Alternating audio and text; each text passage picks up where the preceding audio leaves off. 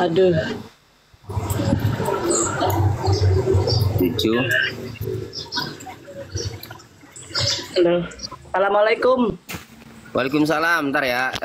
8. Taiwan hadir. Saya naikin dulu tamu semua nih yang masih muat. Ya. Lalu saya bikin siaran giliran aja ya.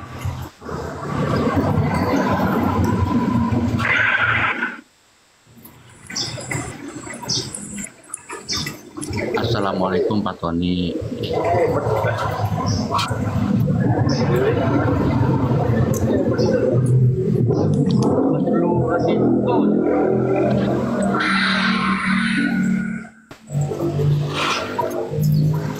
Assalamualaikum Pak Tony. Ya. Silakan. Yang pertama ini ada siapa? Silakan. Siapa dulu? Yang atas dulu. Pakai headset, Mas Yana. Coba naik headset, Mas. Headset.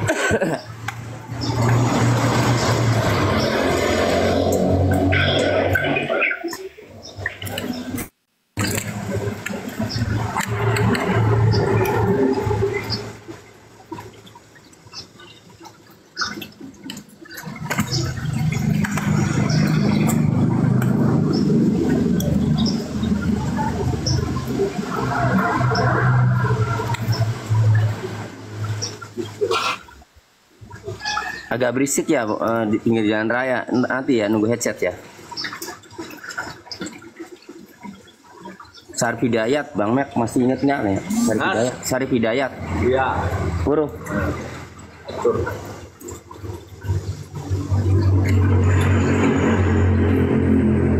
Tambah keren aja Pak, makasih.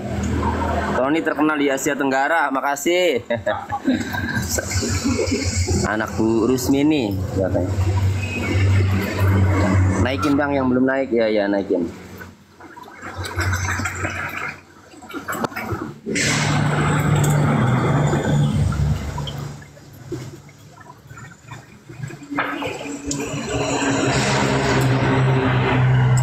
Assalamualaikum. Taiwan hadir Pak Tony. Ya. Assalamualaikum. Taiwan Taipei hadir Pak Tony. Waalaikumsalam warahmatullahi wabarakatuh. Di Taiwan ya? Iya betul. Taipei Taipei Taiwan. Biar saya enggak ke kamera.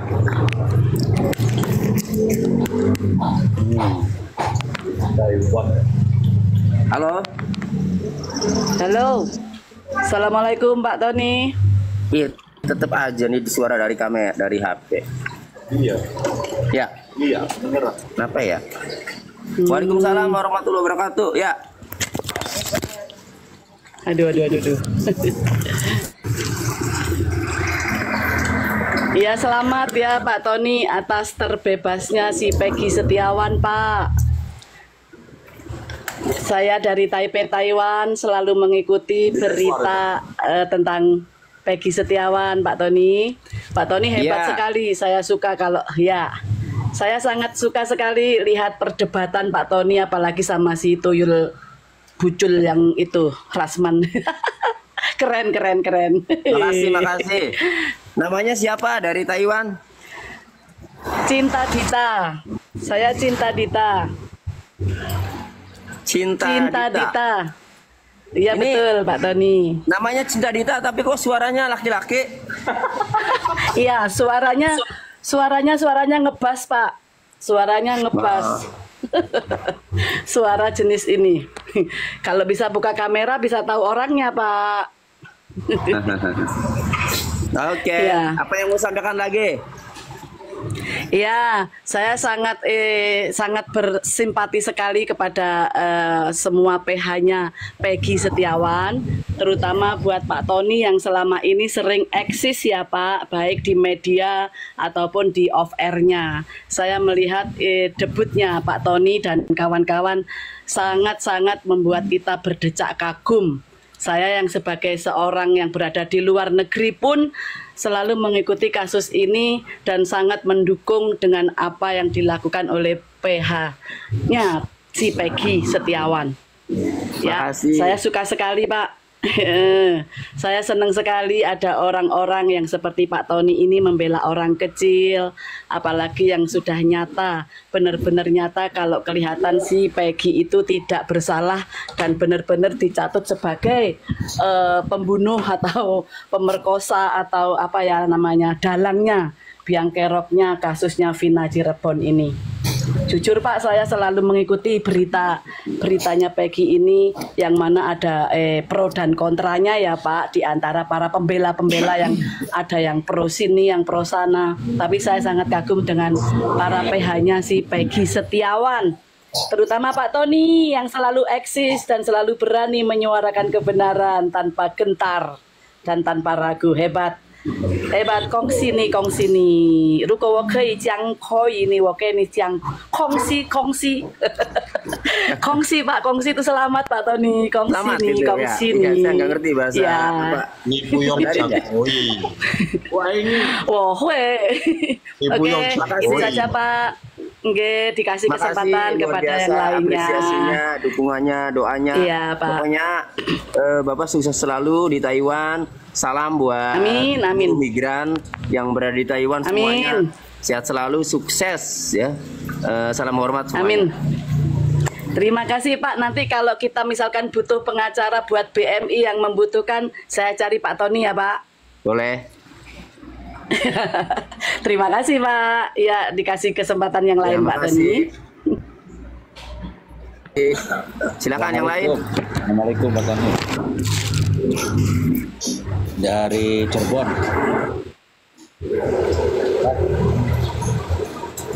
Mana nih siapa? Dodo, Pak Tony. Dodo. Oh iya Dodo Stones ya. Ya, salam kenal Pak Tony. Semoga Salam. pada hari ini Pak Tony diberi kesehatan, keberkahan. Selamat atas terbebasnya Peggy Setiawan dan tim pengacara Peggy. Luar biasa, salut. Terima kasih. Terima kasih. Pak Dodo tinggal di mana Pak? Di Cirebon Pak Tony. Oh di Cirebon, wong dewek parek. Wong dewek. Satu wong reang, satu wong dewek. Iya. Iya. Ya, saya mau Silakan. menanyakan Pak Tony, karena saya juga orang awam tentang masalah hukum. Nah, mengenai si botak Rasmat itu akan mengadukan tim hakim, itu permasalahannya apa yang disangsikan oleh si botak itu gitu loh Pak. Terus yang kedua yaitu adalah mengenai tentang di pengacara Sakat Tatal menginginkan Ibu Titin gitu loh. Itu kenapa gitu loh? Karena saya juga orang nggak mengerti tentang hukum seperti itu Pak Tony. Satu lagi yang ketiga yaitu Pak Tony dapat salam dari Kiai Agus Buntet. Alhamdulillah. Pak Kiai Agus Buntet ya. Iya. Ya. Salam balik, salam hormat gitu dari saya ya, Pak Dodo ya. Itu aja yang dua itu aja Pak Tony mengenai tentang Tadi si botak yang Rasman pertama itu. Pak, tadi kurang Yang- dengar ada mobil. Yang pertama Yang pertama yaitu mengenai Pak Rasman itu yang akan mengadukan hakim. Oke, nanti saya jawab, Itu tenang. Apa permasalahannya kok? Iya, Kenapa udah. bisa, si Nanti botak saya jawab. itu? Yang kedua, Yang kedua yaitu mengenai pengacara yang itu siapa itu yang si Sakat Tatal itu yang akan menginginkan Ibu Titin gitu loh. Apa permasalahannya sampai akan apa? Ibu Titin yang rancu dengan Ibu Titin gitu loh, karena menganggap mengumpetkan BAP atau apa gitu loh, saya nggak ngerti juga itu. Oh, yang dulu pernah konflik ya? Ya betul. Ya udah, oke nanti saya jawab. Ya. Oke. Mas Yana, meta kunci mobil Mercy, terus ning apa arane ku? Ning kono ana handsfree Bluetooth, nggak handsfree di manjing. Ya. Kunci ning ana ning minibar. Ya. Oke Pak Dodo. Pertama Rasman ya, yang katanya mau melaporkan Hakim Eman Sulaiman. Nah, itu cari panggung doang itu. Jadi gini, Rasman menyampaikan bahwa akan melaporkan hakim ke Komisi Yudisial dan Bawas. Ya. Jadi memang Komisi Yudisial dan Bawas Mahkamah Agung ini satu lembaga yang memang bisa mengevaluasi hakim di persidangan. Ya. Jadi Komisi Yudisial ini terkait dengan kode etik, pemeriksaan kode etik. Jadi apakah hakim tersebut melanggar kode etik atau tidak selama bersidang? Berarti yang dilihat adalah perilaku. Nah, ya silakan saja sih kalau Rasman melaporkan apa. Tapi saya pastikan bahwa Pak Eman Sulaiman tidak akan melanggar kode etik. Nanti hasilnya. Kenapa? Karena saat sidang Pak Eman Sulaiman itu telah bersikap adil, fair, ya, objektif, memberikan kesempatan yang sama baik kepada pemohon penasihat hukum Peggy Setiawan maupun kepada termohon dari pihak Polda. Nah, jadi itu sudah dinyatakan oleh pemohon dan termohon oleh pihak penasihat hukum dan pihak Polda ketika mau putusan hari Jumat, ya, Seninnya putusan, Jumat sidang, di akhir minta pendapat bagaimana pendapat pemohon dan termohon atas saya memimpin sidang, kata Pak Eman Hakim. Lalu dijawab oleh pemohon itu pihak pengacara Peggy, ya, bahwa Pak Hakim dalam memimpin sidang telah bagus, ya, memimpin sidang arif, bijaksana, fair, adil, memberikan kesempatan yang sama. Nah, sehingga tidak ada lagi perilaku hakim yang dipersoalkan oleh pihak pemohon penasihat hukum. Begitu juga oleh termohon Polda, sama jawabannya, bahwa Pak Hakim dalam memimpin sidang telah memberikan kesempatan yang sama, fair, ya, adil, objektif, ya, arif dan bijaksana. Nah, jadi kedua pihak, orang yang berperkara, para pihak, baik pemohon maupun termohon, baik penasihat hukum Peggy Setiawan maupun Polda Jawa Barat, itu tidak mempersoalkan perilaku hakim kok. Lah, dia yang orang di luar yang tidak terlibat dalam perkara ini, kok mau melaporkan perilaku? Perilaku melihat di mana dia, dirugikan apa dia? Itu loh. Nah, jadi sudah kan begini, ketika dilaporkan, ya, kemudian yang berhak untuk tidak terima atas perilaku hakim itu para pihak yang berperkara. Siapa ya para pihak yang berperkara? Adalah penasihat hukum Peggy Setiawan yang mengajukan permohonan dan pihak Polda Jawa Barat yang sebagai termohon, ya. Jadi itu para pihak, hanya itu. Nah, nanti misalnya dilaporkan, kan dikonfirmasi, pemohon Peggy Setiawan, pengacaranya, Anda keberatan nggak dengan perilaku hakim? Loh, enggak. Nah, orang sudah dinyatakan kok hakim dalam memimpin sidang arif, bijaksana, bagus. Termohon juga enggak. Nah, lalu Rasman untuk kepentingan siapa melaporkan? Mempersoalkan perilaku hakim. Orang perilaku hakim udah sudah dikasih pernyataan oleh para pihak, tidak ada masalah gitu. Jadi saya pastikan kalau melaporkan perilaku hakim tidak ada korelasinya, ya, Rasman, dan hasilnya tidak akan hakim melanggar kode etik. Itu. Kemudian untuk materi putusan, apalagi putusan, Rasman bukanlah pihak yang punya kepentingan atas putusan itu. Yang punya kepentingan atas putusan itu adalah pemohon Peggy Setiawan dan pihak Polda, kan? Ya, termohon. Nah, termohon kalau memang tidak terima, keberatan dengan putusan itu, ya, putusan pra peradilan yang tindakannya dinyatakan tidak sah, tindakan penyidikannya, penetapan tersangkanya terhadap Peggy Setiawan dinyatakan tidak sah, ya silakan lakukan upaya hukum. Nah, itu namanya orang hukum, ya, prosedural, silakan tempuh. Nah, tapi sudah terkunci di dalam pasal 83 KUHP bahwa dikatakan bahwa pra peradilan itu tidak dapat dimintakan banding atau upaya hukum. Jadi udah terkunci itu. Gitu. Nah, kemudian yang kedua, sakatatal, ya. Jadi Pak Dodo tenang saja, ya, itu Rasman ya biarkan saja lah, ya, mungkin pingin selalu eksis di perkara ini, jadi ada saja yang mau dilakukan tindakan, ya, itu silakan saja lah, ya. Tapi kami pastikan insya Allah Pak Eman Sulaiman hakim tunggal yang sudah memutus berdasarkan hukum, menyidangkan perkara dengan perilaku yang arif dan bijaksana, insya Allah tidak akan melanggar kode etik dan tidak akan dinyatakan melanggar kode etik itu.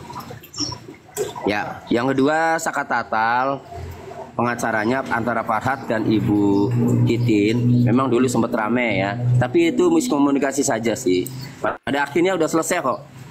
Mereka udah bersatu, sudah mendapatkan apa BAP yang diinginkan oleh Bang Farhat, sudah kemudian sudah mengajukan PK, dan Bang Farhat juga pernah menghubungi saya agar saya datang untuk mensupport mereka pengacara yang Sakatatal dalam sidang peninjauan kembali di Pengadilan Negeri Cirebon itu. Jadi kita tunggu Bang Farhat sama Ibu Titin ini nanti sidang peninjauan kembali untuk menguji apakah putusan Sakatatal di Pengadilan Negeri Cirebon, Pengadilan Tinggi ya itu atau kasasi kalau sudah ya itu nanti akan dikabulkan atau tidak PK-nya, diterima atau tidak alasan PK-nya ya. Itu nanti kita tunggu, kita saksikan sama-sama. Insya Allah nanti juga kalau saya datang, saya akan live-kan di channel YouTube saya. Lalu ini Pak Tony, maaf saya Cukup potong. ya, Pak Dodo. Lalu saya mau saya potong lagi satu lagi Pak Tony mengenai yang salah tangkap yang sudah tervonis, apakah itu bisa dikeluarkan gitu Pak Tony? Mengenai yang salah tangkap, yang sudah tervonis itu yang 7 ya berarti ya. Itu apakah bisa dikeluarkan lagi itu Pak Tony? ya kan sebenarnya Sakatatal sama 7 terpidana lainnya itu sama divonis, cuma bedanya Sakatatal 8 tahun jadi sudah di luar ya. Nah kalau yang 7 masih di dalam karena seumur hidup kan. Nah jadi ke-8 orang itu memang harus menempuh peninjauan kembali. Nah bersyukur sekarang rame sehingga nanti hakim peninjauan kembali itu akan menerima, akan melihat masukan-masukan, melihat pemberitaan-pemberitaan ya, itu menjadi bahan semacam untuk evaluasi, hati-hati dalam memutus PK.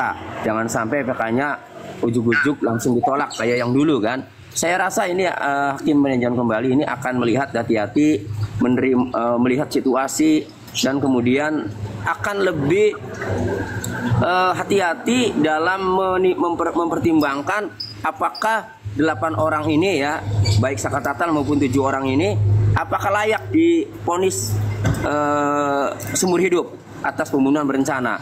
Kalau saya melihat ya dari rangkaian putusan pengadilan itu isinya sebenarnya terlalu sederhana pembuktiannya. Seharusnya 8 orang itu atau 7 orang itu tidak bisa itu dihukum atau divonis bersalah pembunuhan berencana dan dihukum seumur hidup, harusnya tidak bisa. Kenapa? Karena dalam putusan pengadilan itu ya saya baca ya itu tidak terungkap perencanaannya, tidak terungkap pertemuannya berapa kali. Yang namanya pembunuhan berencana itu pasti ada motif.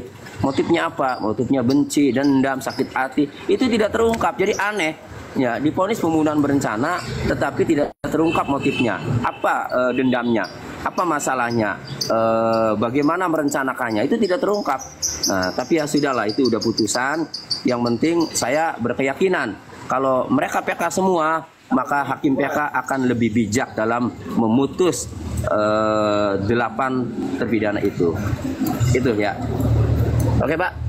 Ya, terima kasih Pak Tony. Ya, ini sama-sama Pak Dodo ya.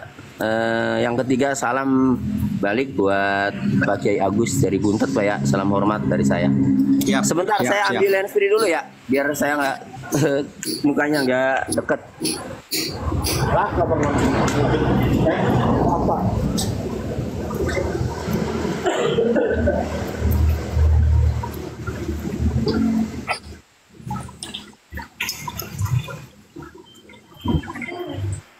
Iya.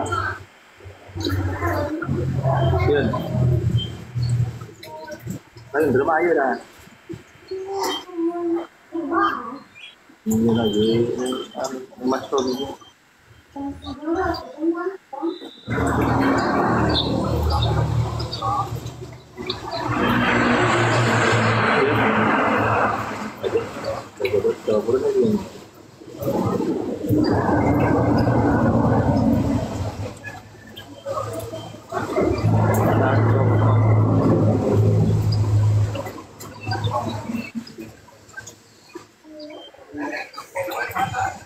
Ada. Mana Pak? Anak itu aja ke ibu. Belakang kedudukan ya. Kenapa Pak? Nah, ini mah nggak jalan.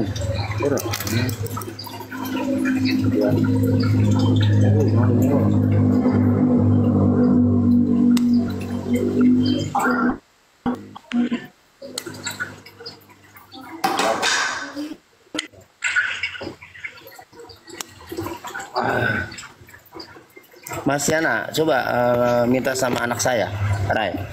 Ini gitu. Udah kan.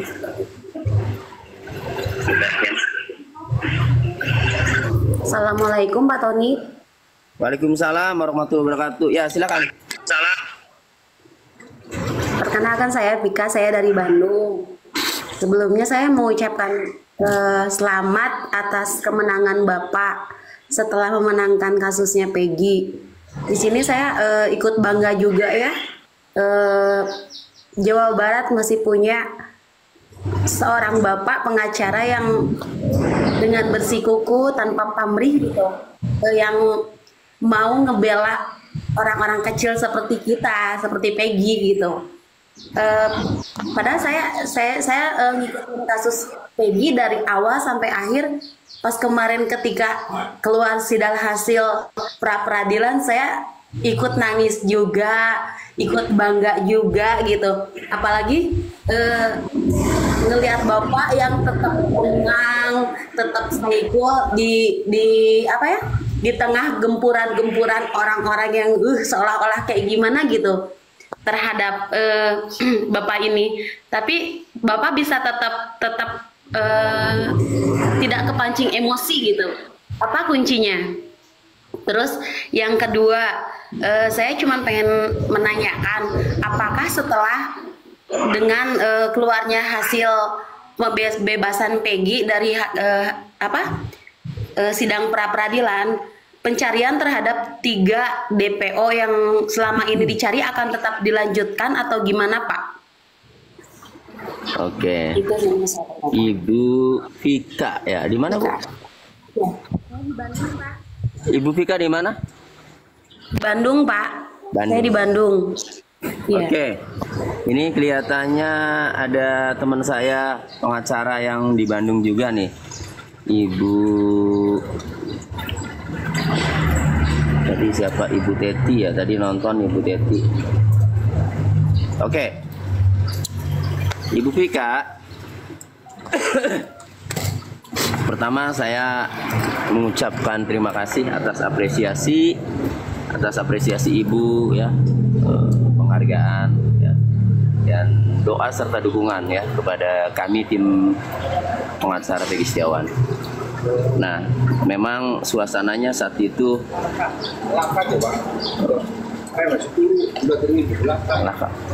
ya wis.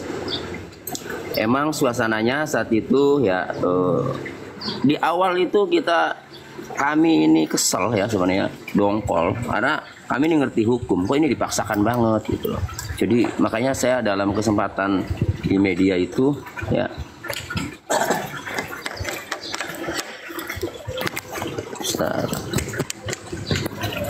dalam kesempatan di media ya, baik media sosial maupun media televisi, saya selalu kencang karena saya tahu bahwa ini dipaksakan. Dan setelah putusan ya bercampur ya perasaan saya itu, tadinya kesel, begitu diputus hakim kan kurang lebih begini. Nah kan nggak percaya gitu loh, terbukti kan bahwa memang tidak sah penangkapannya gitu loh. Nah jadi ada rasa bahagia, ada rasa kesel tadinya, kemudian rasa bahagia juga. Pasti semua juga merasakan begitu di penasihat hukum keluarga kan gitu. Nah lalu dengan banyaknya orang yang sangat mendukung, saya berada di tengah-tengah ya, kenapa saya masih tetap on the track ya, kontrol ya, karena gini, ada dua, saya tidak bisa menyampaikan hal-hal yang di luar hukum karena saya pengacara itu memahami hukum dan tahu kasus ini secara hukum bagaimana, jadi saya tetap konsen. Yang kedua, saya paham betul saya ini dikelilingi masyarakat ya yang ingin mendapatkan penjelasan yang sebenarnya secara hukum. Saya ini dikelilingi media televisi, dikelilingi media sosial, ada TikToker, ada YouTuber, semuanya saya hormati semuanya tanpa terkecuali, saya layani semuanya. Dan saya sadar betul, baik media sosial ya maupun media televisi, media elektronik lainnya, radio dan seterusnya, mereka ini ditonton, didengar ya oleh jutaan manusia seluruh Indonesia ya bahkan dunia, sehingga saya harus menjelaskan yang sebenarnya secara hukum itu. Dan putusan pra peradilan yang membatalkan tersangka Peggy Setiawan itu, pertimbangan hukumnya itu persis sama yang sudah pernah saya sampaikan di beberapa media sebelum putusan. Ya, pada intinya mempersoalkan penetapan tersangka ketika penyidik menjawab tersangka itu karena DPO, DPO-nya dikaji secara hukum, nah DPO-nya juga tidak sah, akhirnya penetapan tersangkanya juga tidak sah. Itu yang saya bahas dan pertimbangan hakim juga begitu. Jadi apa yang Pak Hakim bacakan dalam pertimbangan hukumnya itu sudah sering saya sampaikan ke media. Ya sayang. Sudah sering saya sampaikan ke media dan cocok semua apa yang pernah saya sampaikan ke media ternyata dibacakan semua. Artinya memang apa yang ada di pikiran hakim ya sama saya itu sama, bahwa prosedur penetapan DPO itu tidak sah, tidak ditempuh. Penetapan tersangka itu tidak sah karena prosedurnya tidak ditempuh. Itu. Nah, jadi yang membuat saya tetap konsen on the track karena saya sadar betul ya suara saya ini didengarkan oleh masyarakat Indonesia. Jangan sampai saya menyampaikan hal yang keliru. Nah, kasihan masyarakat ini menyaksikan sidangnya Peggy, menyaksikan kasus Peggy, selain penasaran juga ingin tahu ilmu hukumnya bagaimana sih itu, sehingga saya tetap bagaimana bisa mengedukasi masyarakat gitu. Itu ya. Iya. Evika. Iya. Izin turun Jujur Pak loh, Tony. Pak. Barangkali ada yang mau naik, izin turun dulu saya Pak Tony. Sebentar ya, saya pakai headset dulu ya biar